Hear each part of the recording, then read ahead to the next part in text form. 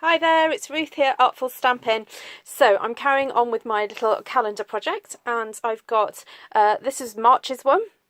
So I'm going to be swapping out some more colours. So if you haven't watched the others, do go back to my playlist and see the ones that I've done. So I've got Lemon Lime Twist, Rose Red and Wisteria Wonder from last time. And here I've got a little bit of Sweet Sugar Plum, so I'm throwing that one out and bringing in Crushed Curry. So we've got for April we're going to have a little bit more zing. So I'm going to turn my sheet over and get ready to stamp. So we're going to carry on using this stamp set here, which is Amazing You, and it's free in celebration. And then I'm going to bring into the mix this one here, Touches of Texture, which I think is a fabulous set if you love doing florals, textural stuff. And I find that I reach for it for especially this stamp here. It's great for doing coverage. Anyway, I'm not quite sure what I'm going to do. All I know is that I definitely want to use this floral here.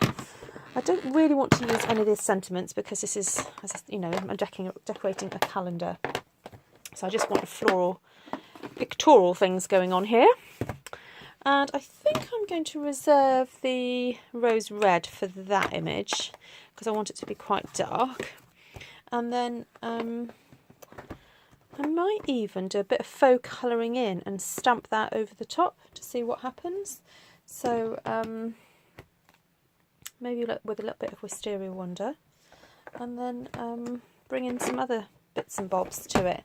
So let's see how that works. Now, because I've not done it before, I think I will just grab a scrap sheet of paper and see how it looks before I commit. So don't be afraid to do this if you're experimenting with stamps. It's only a piece of paper. It's okay to just have a go and see what happens. Okay, that's not too bad. I don't mind that. It's a bit of sort of splatty colouring in. That's the idea with that, without doing all the colouring, or all the faffing with colouring in. So I'm going to head for a bit of a cluster here. And then just bring in the Wisteria Wonder over the top. And then, oh, wouldn't mind having a little dragonfly flying off distance. That would be fun. And then maybe some of these leafy bits going on. So we can have those spreading outwards. So now what I'm going to do is I'm just going to ink up the main portion of the flowers and the leaves. I'm not going to ink up the stems because I don't really want those stems encroaching onto the flowers that I've just stamped. So I'm going to have these coming away from the floral kind of thing in the middle. There we go. That looks fun. And I'm just going to grab this little yellow, flower, but I'm thinking of doing that in yellow. And then also I'm going to take out this little image here, which doesn't look like much. It looks like a little kind of weird splatty thing. And I'm going to show you how you can almost faux colour in the flowers with that.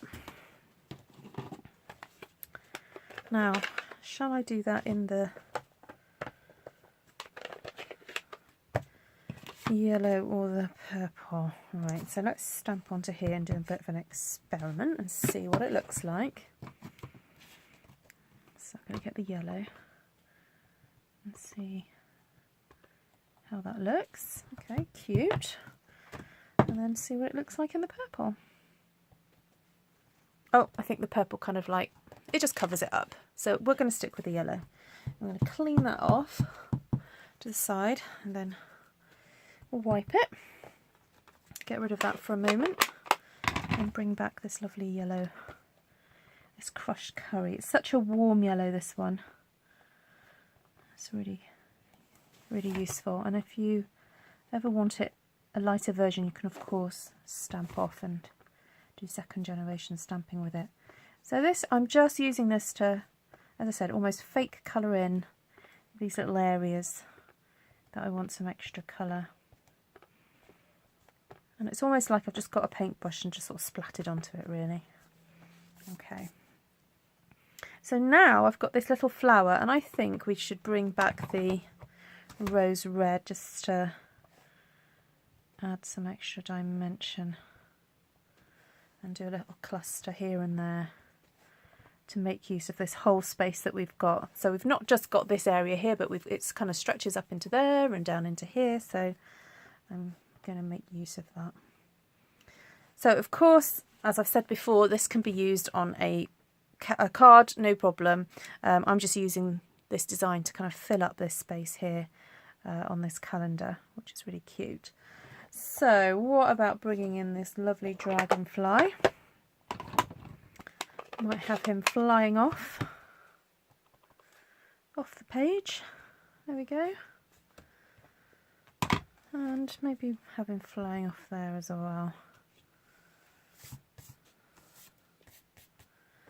And then just for a little bit of added texture, I think I am going to bring in this stamp here.